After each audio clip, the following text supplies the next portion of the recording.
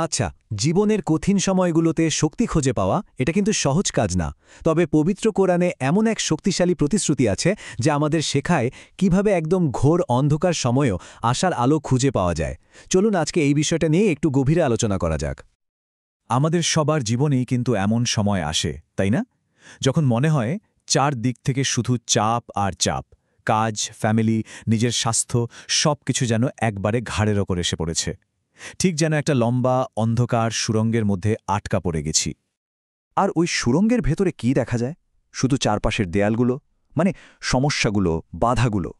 সুড়ঙ্গের শেষে যে একটা আলো থাকার কথা, সেটা তো যেন চোখেই পড়ে না। এই ফিলিংসটা কিন্তু খুবই স্বাভাবিক। তবে আজকে আমরা দেখব ওই আলোটা যতটা দূরে মনে হয় আসলে ততটা দূরে নয়, বরং আমাদের ধারণার থেকেও অনেক বেশি কাছে। তো এই আশার উৎসটা কোথায়? উৎসটা হল পবিত্র কোরআনের ছোট্ট কিন্তু অসম্ভব শক্তিশালী একটা সূরা, সূরা আশ-শুরা। কঠিন সময়ে এটা যেন সান্ত্বনার এক চেনা আশ্রয়। এই সূরার সবচেয়ে পরিচিত আয়াতটা কি? ফাইন্না মাআল উসরি ইউসরা, ইন্না মাআল উসরি ইউসরা, মানে নিশ্চয় কষ্টের সাথেই স্বস্তি রয়েছে। খেয়াল করে দেখুন, আয়াতটা কিন্তু একবার না, জোর দেওয়ার জন্য দুই বার বলা হয়েছে। আমরা সাধারণত এর মানে কি ধরি? যে কষ্টের পরে স্বস্তি আসবে। কিন্তু এখানেই আসল ব্যাপারটা। কি হবে যদি আমাদের এই সাধারণ ধারণাটাই এর আসল, তাৎক্ষণিক আর সবচেয়ে শক্তিশালী বার্তাটাকে আড়াল করে রাখে? যদি এমন হয় যে স্বস্তিটা ভবিষ্যতের কোনো ব্যাপারই না, বরং এটা বর্তমানেরই একটা অংশ? চলুন এর গভীরে যাই। এর উত্তরটা লুকিয়ে আছে আরবি ভাষার দুটো ছোট্ট কিন্তু খুবই গুরুত্বপূর্ণ ডিটেলসের মধ্যে। আর এই ভাষাগত সূক্ষ্মতা পুরো ধারণাটাই একদম পাল্টে দেবে। আচ্ছা, এই জায়গাটা খুব ইন্টারেস্টিং।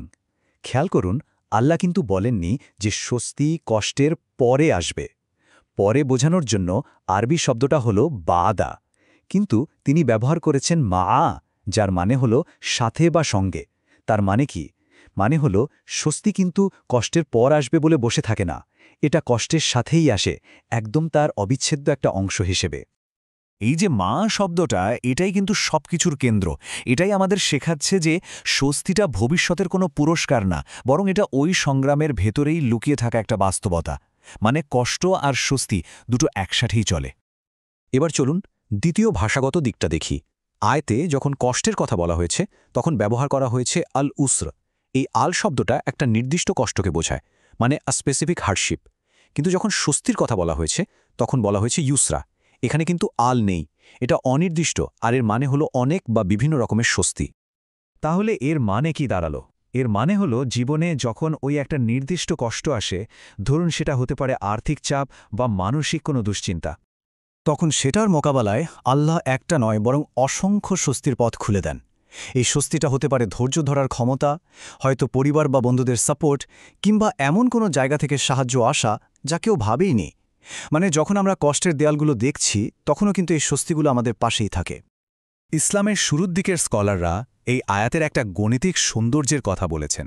তারা বলতেন, যেহেতু আল্লাহ একটা কষ্টের বিপরীতে দুইটা বা অনেক স্বস্তির কথা বলছেন, তাই একটা কষ্ট কখনোই দুইটা স্বস্তিকে হারাতে পারে না।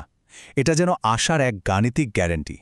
আর এই ব্যাপারটা কিন্তু শুধু তত্ত্বকথা না, নবীদের জীবনেও এটা বাস্তবে ঘটেছে। চলুন এমন কয়েকটা গল্প দেখি যেখানে স্বস্তিটা ঠিক সংকটের মুহূর্তেই সামনে এসেছিল। নবী ইব্রাহিম আলাইহিসসালামের কথাই ভাবুন। তাকে যখন আগুনে ছুঁড়ে ফেলা হলো, এর চেয়ে বড় কষ্ট আর কি হতে পারে? ঠিক সেই মুহূর্তে আল্লাহ আগুনকেই ঠান্ডা আর নিরাপদ করে দিলেন। স্বস্তিটা কিন্তু আগুন নেভানোর মাধ্যমে আসেনি, বরং আগুনের ভেতর থেকেই এসেছে। আবার ধরুন নবী মুসা আলাইসাল্লামের কথা। সামনে লোহিত সাগর আর পেছনে ফেরাউনের বিশাল সেনাবাহিনী। মনে হচ্ছিল সব রাস্তা বন্ধ, কিন্তু তিনি কি বলেছিলেন? আমার সাথে আমার প্রভু আছেন। আর ঠিক তখনই ওই চরম সংকটের মুহূর্তে সাগর ভাগ হয়ে রাস্তা তৈরি হয়ে গেল। স্বস্তিটা এলো, কিন্তু একদম কষ্টের সাথেই। আচ্ছা, যখন স্বস্তি আসে তখন কি করা উচিত? সূরাটা কিন্তু এখানেই শেষ হয়ে যায়নি, বরং এরপর আমাদের জন্য একটা পরিষ্কার নির্দেশনা দেওয়া হয়েছে। আল্লাহ বলছেন, অতএব যখনই তুমি অবসর পাও তখনই কঠোর পরিশ্রমে লেগে পড়ো, আর তোমার রবের দিকেই মনোযোগ দাও। এর মানে কি? মানে হলো স্বস্তি বা মুক্তিটা কোনো ফাইনাল ডেস্টিনেশন না, বরং এটা হলো একটা সুযোগ কৃতজ্ঞতা প্রকাশের আর নতুন করে আল্লাহর সন্তুষ্টির জন্য আবার কাজে লেগে পড়ার। সুতরাং স্বস্তিটা হলো আমাদের জার্নির পরের ধাপের জন্য ফুয়েল, শুধু একটা গন্তব্য না। এটা আমাদের শিখিয়ে দিচ্ছে যে বসে বসে অপেক্ষা না করে বরং সক্রিয়ভাবে কৃতজ্ঞ হতে হবে। তো দিনের শেষে কুরআনের এই প্রতিশ্রুতিটা কিন্তু এটা না যে জীবনে কোনো কঠিন সুড়ঙ্গ আসবেই না, বরং আসল প্রতিশ্রুতিটা হলো যখন ওই সুড়ঙ্গের ভেতর দিয়ে হাঁটতে হবে তখন কেউ একা থাকবে না, আর আলোটাও তার সাথেই থাকবে। তাই পরের বার যখন কোনো চ্যালেঞ্জ আসবে তখন শুধু দেয়ালগুলোর দিকে না তাকিয়ে সাথে থাকার স্বস্তিগুলোও একটু খুঁজে বের করার চেষ্টা করা যাক, আর নিজেকে প্রশ্ন করা যাক, আজ আমার এই কষ্টের ভেতরে আমি কোথায় স্বস্তি খুঁজে পাচ্ছি।